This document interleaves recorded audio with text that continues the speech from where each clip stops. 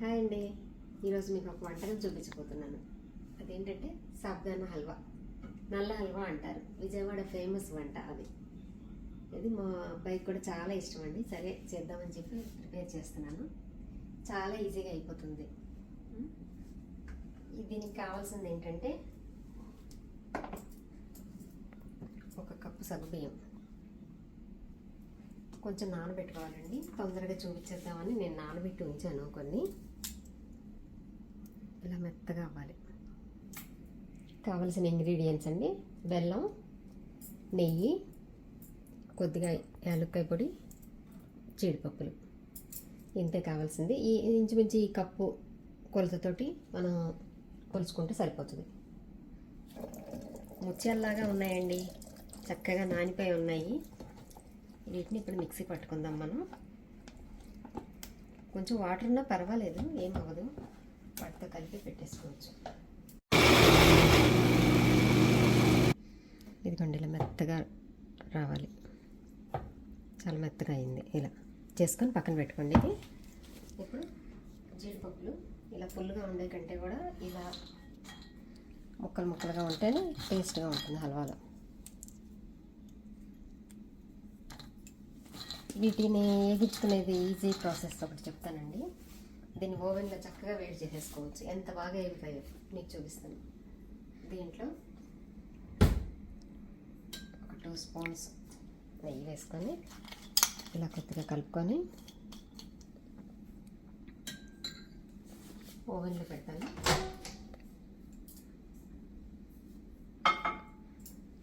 ఒక 30 సెకండ్స్ పెడతానండి. ఒక్కొక్క ఓవెన్ ఒక్కొక్కలా ఉంటుంది హీట్. ఇది నేను ఒక 15 సెకండ్స్ అవ్వగానే తీసేస్తాను. లేకపోతే మళ్ళీ పెట్టుకోవచ్చు, చూసుకొని పెట్టుకోండి. చాలా క్రిస్పీగా బాగుంటాయండి దీంట్లో.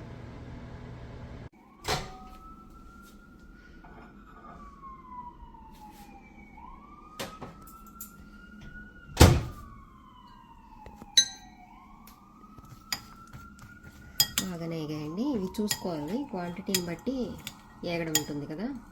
నెయ్యి కొంచెం ఎక్కువైనా ఇప్పుడు ఇబ్బంది ఏం లేదు. ఈ నెయ్యి దీంట్లో వేసేసుకుంటాం కదా, హల్వాకి వాడుకుంటాం కాబట్టి ఇబ్బంది లేదు. స్టవ్ ఆన్ చేసుకొని ఇందులో చేద్దామండి హల్వా. ఇప్పుడు మిక్సీ పట్టుకున్నది ఇది దీంట్లో వేసుకోవాలి. ఫస్ట్ కొంచెం నెయ్యి వేసుకొని, నేను ఇది సరిగ్గా తిరగలేదండి, కొంచెం ఈ కప్పు వాటర్ వేసాను. వాటర్ ఉన్నందువల్ల, వేసినందువల్ల ఏమి ఇబ్బంది లేదు. మిక్సీ తిరగకపోతే వేసుకోవచ్చు. ఇది ఆవు నెయ్యి అండి, అందువల్ల ఇలా ఉంది కలర్.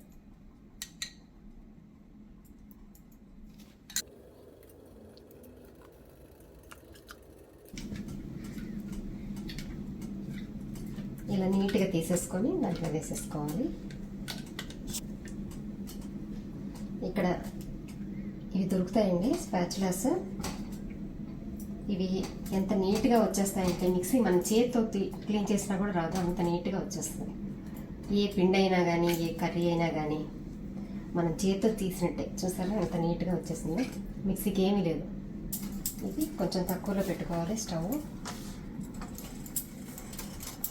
ఇది కలుపుతూ ఉండాలి. బెల్లం కొంచెం ఓవెన్లో పెట్టుకుందాం ఒకసారి. 30 సెకండ్స్ చాలు. ఇది గట్టిగా ఉంది కదండి, ఇది కట్ చేసుకొని ఇదంతా ఇబ్బంది పడే బదులు ఒక్క 30 సెకండ్స్ ఓవెన్లో పెడితే మెత్తగా చక్కగా వచ్చేస్తుంది.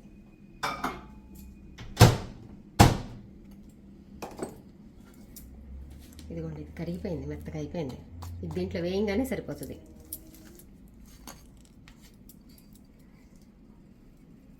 ఇదిగోండి, ఇంత నీట్గా ఇలా వచ్చేస్తుంది అనమాట. మెల్లిగా అలా తిప్పుతూ ఉంటే అయిపోతుంది.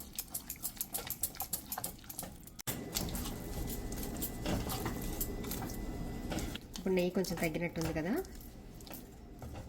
మళ్ళీ ఒక స్పూన్ నెయ్యి యాడ్ చేసుకుంటే మళ్ళీ లూజ్ అవుతుంది అనమాట. ఇలా కొంచెం కొంచెం కలుపుతూ ఉండాలి. నెయ్యి తగ్గంగానే ఒక స్పూన్ వేసుకుంటూ ఉండాలి. ఇంకో విషయం ఏంటంటే, దీంట్లో ఫుడ్ కలర్ వేస్తాం కదండి, మంచి కలర్ రావడానికి. దానికంటే కూడా మేము బీట్రూట్ రసం చేశాను. ఇదైతే మంచిది కదా, హెల్దీ కూడాను.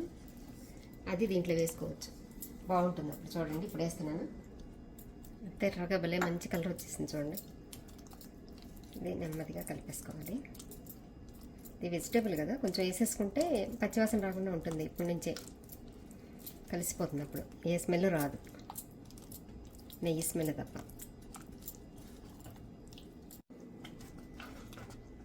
ఇంక ఇది వేగించుకున్నాం కదా ఇందాక పప్పులు, ఈ నెయ్యితో పాటు వేసేసుకొని